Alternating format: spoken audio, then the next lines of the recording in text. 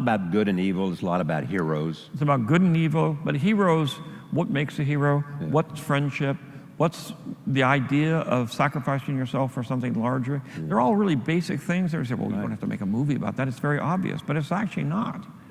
It's not that obvious to a lot of people unless you have somebody tell you every generation that this is what our country believes in. So this is what we believe in. It's pretty gay, let's be honest. Leslye, how do you feel? Am I gay? Yes. Well, no, I know you are gay, but I'm asking, are you excited about putting this, this is going to be a talking point? Is it going to be a talking point? I'm sure so. Because nerds are gay. Well, some nerds are very not gay and are very threatened by gay Well, that's stuff. true. But in my world, nerds are gay. Okay. Was this the fun element of... No, I don't think so. And yet people have told me that it's the gayest Star Wars, and I frankly... You're offended? Into it. No.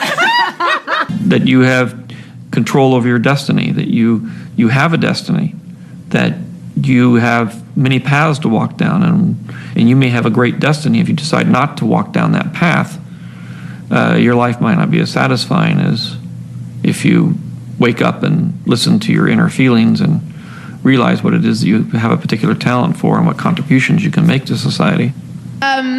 So my character, she's a powerful leader. She's a powerful leader. Yes.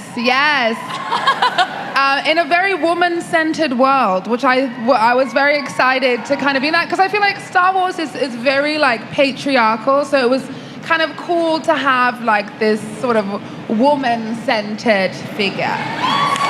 The shroud of the dark side has fallen. Wow. Things have changed, and absolutely not for the better.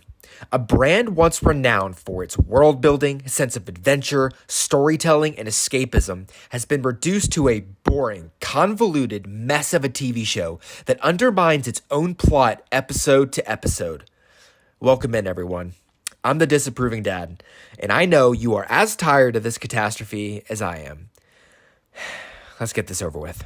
This is supposed to be the best of the best. There were so many other Star Wars movies and TV shows that were canceled after being announced so a show like this could be produced. Showrunner Leslye Headland, who is the former personal assistant to corrupt Hollywood executive and convicted rapist Harvey Weinstein, got her lifelong wish to write, direct, and produce the worst Star Wars project ever created. Go ask any true Star Wars fan what their favorite movie was, and this could spark hours worth of conversation as you discussed worlds created, character building, character arcs, space battles, lightsaber fights, war, interpersonal conflict, and good triumphing over evil. Leslye Headland clearly always wanted to take on the world of Star Wars because she is just such a massive fan. Exciting. I mean, as somebody that grew up both with, obviously George's films and then the release of the special editions, Bullshit. Leslye, you clueless buffoon. You absolutely killed this franchise. From the pajama-looking costumes, the clunky dialogue, the lore-breaking, poor contradicting story arcs, ear-piercing music scores, and cheap-looking sets with terrible CGI, you managed to take $180 million and produce a show I could only expect if I ordered it on Temu. It's like someone made a great value Star Wars series, and then someone made a porn parody of that great value Star Wars series, and then you tried to make an original TV show based on that porn parody. You must have some real dirt on someone over at Lucasfilm to get $180 million for this mess. I wouldn't trust you to manage the volunteer cleanup crew after a middle school play. Screw all the Star Wars fans out there. Leslye Headland created this show for herself. I can imagine her watching the final cut of the show with her board and her creative team as she laughs, cries, and cheers along while everyone else cringes in silence as they simply want to just keep their jobs they already know they are clearly unqualified for. Leslye Headland clearly tried to make this show inclusive, as diversity and woke nonsense seem to be the only measure of how good a story is according to Disney. I wanted to let you know, Leslye, that my personal identity was not included in The Acolyte. I identify as someone who enjoys a good quality, entertaining story that actually likes Star Wars. Bigot. This is the finale, ladies and gentlemen, and it doesn't get any prettier from here. The only things you need to know about the opening scenes are Osha and Darth nudity are still on the unknown planet, and we are given this clear Oscar performance with expertly spoken dialogue. Osha, we should be trained. Would you ever consider? No. We were also so graciously blessed with more soy boy Magadana. Master Benestra, Senator Raincourt's here to see you. Where is he? He's in there. You let him in the control room? The they-them rodent named Basil then gets mad in the sad excuse for a starship and space sequence and decides to sabotage the ship for May, even though a few episodes earlier he tried to attack her and humped her leg. And we then get this few-second clip of Darth Plagueis. Was this just because Leslye Headland needed something for fan service, as she knew no one cared about her crap series to keep them interested long enough to get to her finale? Or is this her setting up season 2 she so desperately wants to blow more money on? Darth, Toga, Osha, and Master Soul, all coincidentally, and with no sense of time passing at all because planets are basically right next to each other, and flying through space is as easy as crossing the street in Leslye Headland's Star Wars universe, all return to May and Osha's home planet, where it all began. Darth Nudity forgot his sleeves again, because remember, it's okay to sexualize men, but the women, of course, are always perfectly covered, because equality. God, I miss old Star Wars. We find out the bad guy is actually just Darth Nudity. After all the setup of having lesbian Space Witch number 1 dying and then lesbian Space Witch number 2, who then fucks off to who knows where after she turned into vaporized black smoke lesbian Space Witch, the bad guy is still just generic Sith that probably goes to the gym and takes up the squat rack to do only arm curls and then leaves after taking a bunch of selfies. It is strongly alluded to that Darth Nudity's backstory was he was physically abused by his female Jedi master. It was revealed Master Jedi Vernestra with her purple BDSM whip lightsaber of pleasure was his previous master. Clearly someone forgot their safe word. The Matrix wannabe fight scene was absolutely pathetic. It was slow when it wasn't supposed to be slow, and then it was fast again, and it was mixed with terrible dialogue. Osha's lightsaber turned into a firecracker popsicle because she is mad.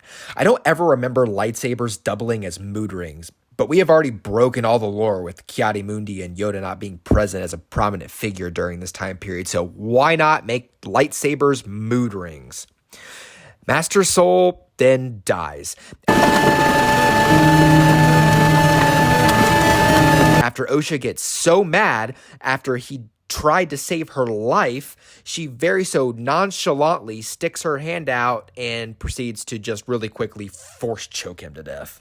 The they-them pronoun rodent then conveniently sniffs out the sisters in the woods, and in this scene, Leslye Headland thinks there is some sense of urgency as the beaver is sniffing the sisters out, leading the poorly dressed Jedi right towards them.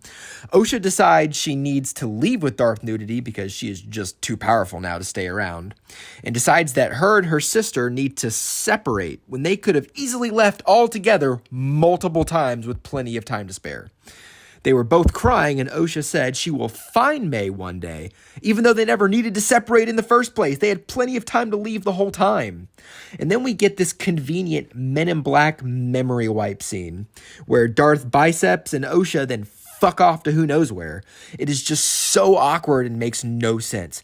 I was more emotionally moved when I saw this raccoon lose his snack. Jedi are not the bad guys.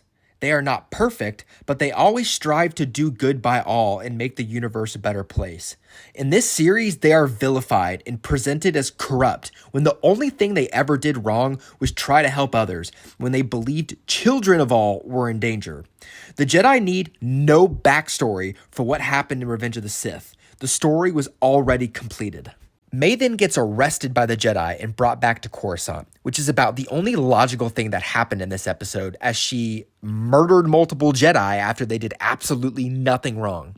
Just like a DEI hire in the real world, May had completely messed up, and then she gets to play victim after having her mind oh so conveniently wiped, and has all of her problems swept under the rug by her female boss who felt bad for her and then acted like everything was completely fine. She might even get trained as a Jedi or promoted upwards, just like what Leslye Headland hopes will happen after she somehow blew $180 million. And she hopes to further destroy the lore, continue to ruin good storytelling with the season 2 of this atrocity she calls entertainment. Congrats, Lucasfilm. You took a brand that could have printed you endless cash for at least 50 years and turned it into a laughingstock of the pop culture world. Osha accepts that she is now evil and somehow falls in love with her new evil oppressor who just finished committing countless crimes just days earlier. Osha and her new master ride off into the sunset to commit who knows what crimes and seek further power. Oh boy, that is not a good look. Another cheap dig at Star Wars fans was to put the back of Master Yoda's head on screen for a few seconds. You should have just left him out. You are telling me that Master Yoda sat out, you know the part where the Jedi were at peace for 1,000 years and then all of a sudden in a matter of a few days, dozens of Jedi were brutally murdered and he just sat around in the Jedi Temple in the air conditioning hanging out? Leslye Headland had pre-warned her small audience Yoda would not play a pivotal part in the story because she simply didn't have the budget. And then this abomination of a show just ends, and with it, another few wasted hours of my life. I may have stuck around for the ending, but it was like a train wreck. I just could not look away. I'll be honest, after seeing lesbian space witches conceiving children through the Force, queer love interests, and gender identity pronoun use, I thought this show would end with the wokest plotline ever, with everything culminating in a finale so LGBTQ friendly it would make Pride Month look straight, but I was wrong. You couldn't even do that right, Leslye. You clearly introduced your queer ideology, but couldn't even follow through with that to the end. You already killed Star Wars, and you want to go ahead and make your season 2? You are clearly a glutton for punishment, because the internet is full of videos just like this one, roasting you into oblivion. True fans of Star Wars and good storytelling will never go away, and we will be right here to let you know when you inevitably fail upwards and get your season 2, you clueless hack. If you stuck with me this long, I want to thank you for watching. If you like this video, do me a favor and leave a like and subscribe to my channel. It does wonders in the algorithm to reach other frustrated parents who want amazing content to share with their children and are tired of this crap being produced by Hollywood. If you would like a complete timeline on how we ended up with this disaster of a show in the first place, check out my video linked above. The train wreck is far from over. Stay tuned for further.